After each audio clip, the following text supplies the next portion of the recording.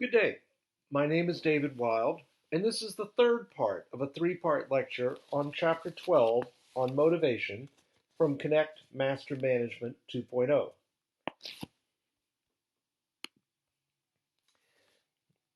In this part of the lecture, we're going to talk about the subject of attainment of goals and outcomes. Many theories of motivation consider outcomes that individuals are driven to obtain or to avoid. Several theories of motivation place special emphasis on different types of outcomes. These theories include goal-setting theory, expectancy theory, and equity theory. So first, let's talk about goal setting. Goal-setting theory is one of the most influential motivational theories of the past several decades.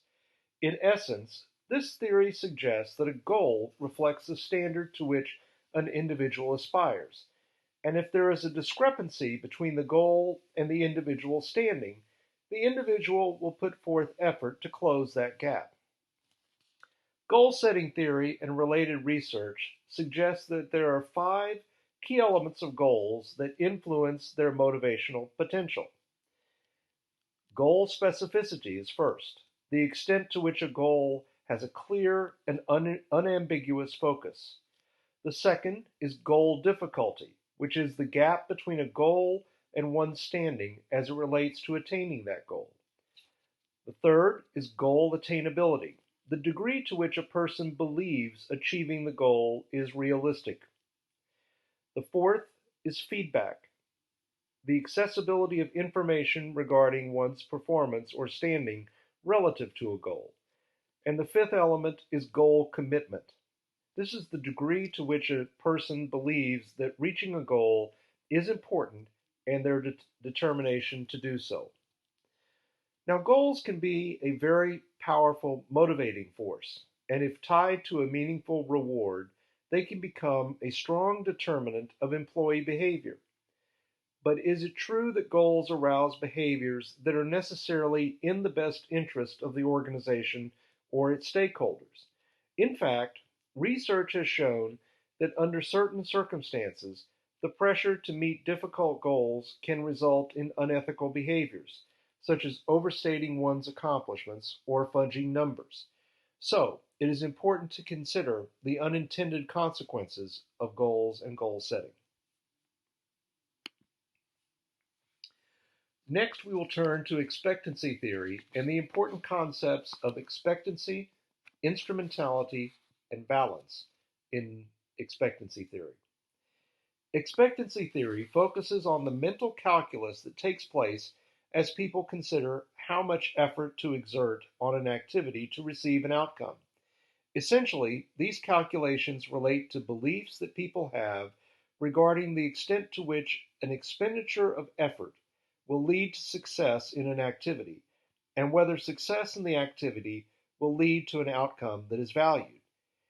As you can see on figure 2 on your screen, expectancy theory actually involves 3 different types of questions people ask themselves when considering how much effort to invest in an activity that relate to expectancy, instrumentality, and balance. Expectancy refers to an individual's understanding of the link between exerting various levels of effort and the achievement of different levels of performance. If people do not perceive there is a link between effort in an activity and the chances of performing successfully, they will be less willing to exert effort on that activity. The second element of expectancy theory is instrumentality, which refers to the belief people have regarding the connection between performing successfully in an activity and receiving an important outcome as a consequence.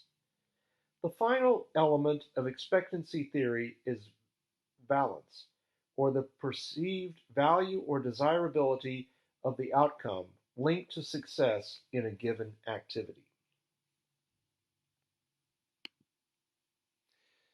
Finally, let's take a look at equity and fairness. Equity theory provides a useful perspective on how motivation is influenced by social comparisons. As depicted in figure 3, which you see on your screen, Equity theory suggests that people make comparisons between their perception of what they gain from engaging in an activity, one's outcomes, relative to what they put into the activity, one's inputs, and their perception of what others gain from engaging in activity, others' outcomes, relative to what they put into the activity, others' inputs. So, how is this relevant to motivation? Equity theory suggests that if one perceives that one's ratio of outcomes to inputs is equal to another's ratio of their outcomes to inputs, then one perceives that equity exists and that the situation is fair. However, if the ratios differ, one experiences tension, which in turn creates motivation to reduce that tension. Now, when you have positive inequity, to this point in our discussion of equity theory, we have focused only on the motivational implications of negative inequity, which refers to situations where our ratio of outcomes to inputs is less than someone else's ratio of outcomes to inputs. However, it may have also occurred to you that positive inequity is also possible.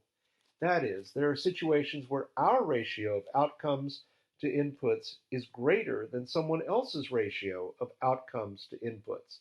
The question is, will this type of inequity create a tension and a drive to reduce the imbalance?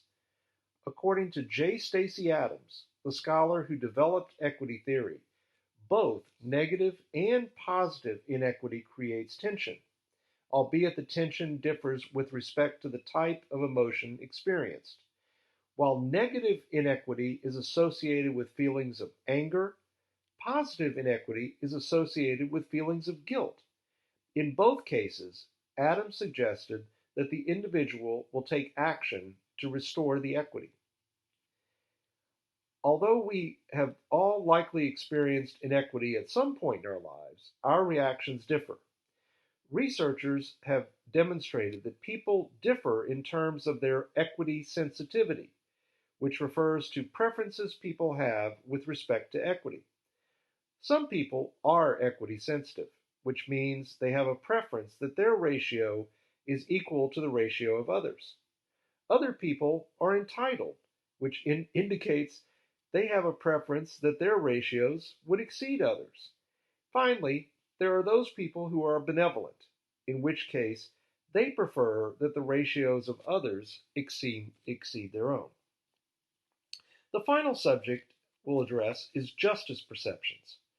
In the sense, equity theory is all about perceptions of fairness regarding outcomes that people receive for what they do. Although these perceptions, also referred to as distributive justice, are important to motivation, it turns out there is more to fairness than just the outcomes people receive. People also pay attention to the fairness of organizational policies and procedures, as well as interactions with organizational authorities. Researchers have found that procedural justice, or fairness in the procedures used to make organizational decisions, is also relevant to motivation. If employees believe the process used to make decisions about outcomes is unbiased and based on accurate information, and that they have the right to make appeals, they will tend to be less bothered by inequity or by low distributive justice. In addition, interactional justice, or the degree to which people believe they are given full information and treated with respect, also has implications for motivation. Explanations regarding how procedures were used that are delivered politely and with interpersonal sensitivity bolster perceptions of fairness. In summary, there are well-known perspectives on how goals and outcomes are relevant to motivation. Goals can be a powerful motivator, especially when they are specific, difficult, and attainable, and when feedback is available, and when the individual is committed to the goal. Expectancy theory suggests that people are motivated to invest effort to achieve performance that results in an outcome under these conditions. The outcome needs to be desired, to have high valence. The individual needs to believe that effective performance will lead to the outcome, high instrumentality, and the individual needs to believe that effort will indeed lead to effective performance, high expectancy. Equity theory suggests that motivation is influenced by our comparisons of what we get out of our work relative to what we contribute, compared to our perception of what others get out of their work relative to what they contribute. We feel tension when the comparison is unfavorable, and we become motivated to take action to restore equity. Negative reactions to perceptions that one's outcomes are unfair, distributed justice, may be tempered if the policies used to determine outcomes are unbiased and are followed, meaning procedural justice, and that explanations of the process are communicated respectively, meaning interactual justice. And that concludes the lecture on Chapter 12 on motivation from Connect Master Management 2.0.